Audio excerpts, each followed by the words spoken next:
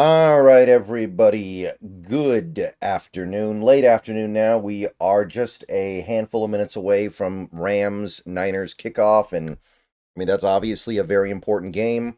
That's obviously something we're going to be very invested in the result of. So tune in.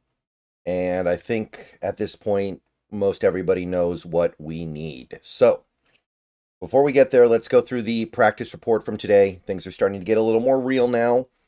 Still time, but some of these players are running out of time. So, got to get right, got to get ready to go. And you can see that there's been a little bit of movement in a positive direction, but also some in a negative direction. So, please like this video if you haven't already. Click the thumbs up button down below. Subscribe if you're new. Click the bell for notifications. Become a channel member for $2 a month. Those are the best ways to help support the channel. Let's see what Nemhauser posted up on his X account. Okay. So, did not participate. Once again, Ken Walker did not practice. Does not bode well for his ability to play. So at this point, I think you're looking at Ken Walker and going, he may need one more week. Now, McDonald already indicated that there's a possibility that he misses all practice this week and still plays on game day. So I'm not penciling anything in. But at this point, you have to ask, do you want Ken Walker out there if he's going to be hobbled, if he's not going to be himself? Maybe not. Ray Brown, hamstring injury. Still out. Not a big deal. He doesn't play very much anymore. In an ideal situation, he doesn't really play on defense at all. Jarek Reed, still not participating with the quadricep injury. That might be the one injury that we had during the game against the Cardinals that has lingered on into the week. So good chance that he misses as well, but he's a pure special teamer at this point, especially now that it looks like Kayvon Wallace might be activated before this game. We'll see. But he's become pretty expendable. Brady Russell goes the wrong way. He goes from a partial participation yesterday to a did not participate today. The good news is he doesn't really play that much, so we can afford that if need be. And then we have a couple of guys who are basically just resting. Abe Lucas gets today off because of wanting to ease the workload on him. So nothing to worry about there, but he does go to a DNP state, as does Jonathan Hankins. He was a not injury-related rest guy today. It seems like they've kind of worked out this pattern where a lot of players get Wednesday off, and then Hankins gets Thursday off, and usually Lucas will get Thursday off as well. So that just seems to be kind of the rhythm that they're getting into to make sure their guys stay fresh for the game day.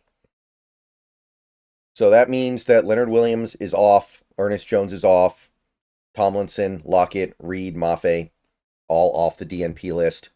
Not surprising because all those guys were mostly just resting yesterday. And you can see that Leonard Williams and Ernest Jones were limited today, so they got a little bit of practice in, but they may not be 100%, but they are effectively good to go. They are as effective as they're ever going to be in this league. And the way both guys are playing right now, you can't say that the injuries are bothering them because Leonard Williams has been dealing with the foot thing for a while, and Ernest Jones has had the knee since at least last week, maybe the week before. DK Metcalf did go the wrong way today.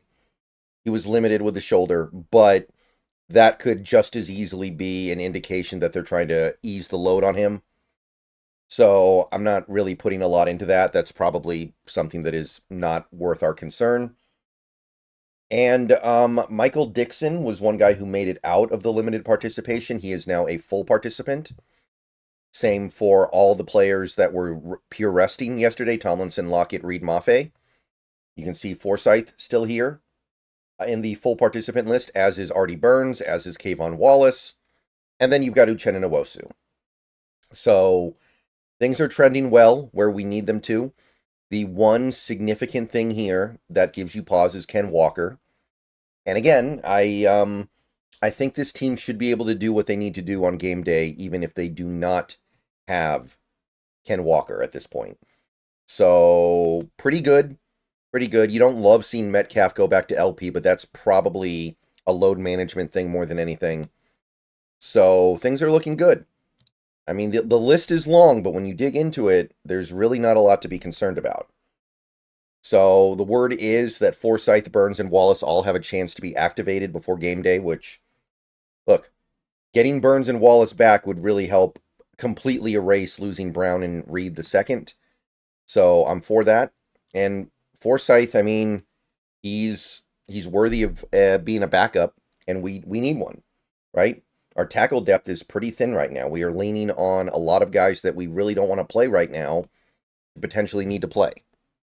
So I'll welcome him back all the same. All right, so that's the Seahawks side of things. Pretty good. I mean, it's about as good as I expected overall, I'd say. Packers, there's been mostly same business as usual. Javon Bullard is the only player that is a DNP still. So it's looking like he might miss the game. But otherwise, the Packers are doing well health-wise. They're mostly moving in the right way. You have Corey Ballantyne still limited, Edgerrin Cooper still limited, Isaiah McDuffie still limited, Luke Musgrave still limited, and he's trying to come off IR, so he may not get activated before the game, I guess, but it looks like he's coming along. The one thing that happened here that you don't like if you're the Packers is starting left tackle Rasheed Walker went from full participation yesterday to limited today, and he's a young player. So he's not necessarily a guy that you would expect you'd be giving a lot of rest days just because. So it could indicate something's up there. But still practicing today, so I imagine he'll be fine for game day. Kenny Clark gets added to the limited participation list because of rest, as does Elgton Jenkins, so that's almost certainly nothing. Yeah, it's pretty favorable all around. It's not perfect, but when is it ever going to be perfect? Football's too violent of a sport for that. And then full participation. Still Jair Alexander. Still Romeo Dobbs. Still Josh Myers. Lucas Van Ness. Evan Williams made the trek from limited to full. So it looks like he's going to be good. Travis Glover also goes from limited to full. Now, he doesn't start. That's not as big of a deal. But he will be available if need be. And maybe that'll end up mattering if something's going on with Rasheed Walker. So, pretty favorable if you're a Packers fan right now. You look at this and you're like, this is about as healthy a squad as you can ever expect to have in week 15 of the NFL season. And that's really all there is to say about this one, guys. So feel good about things. Know you're going to get Green Bay's best shot, but also understand that you should be able to deliver your best shot. So everyone have fun watching this Niners-Rams game. You know what we need. You know what it's all about. Let's go ahead and get it. Let's hope things break our way. And then let's turn our focus to beating Green Bay Sunday night. All right. Catch you guys later. Go Hawks.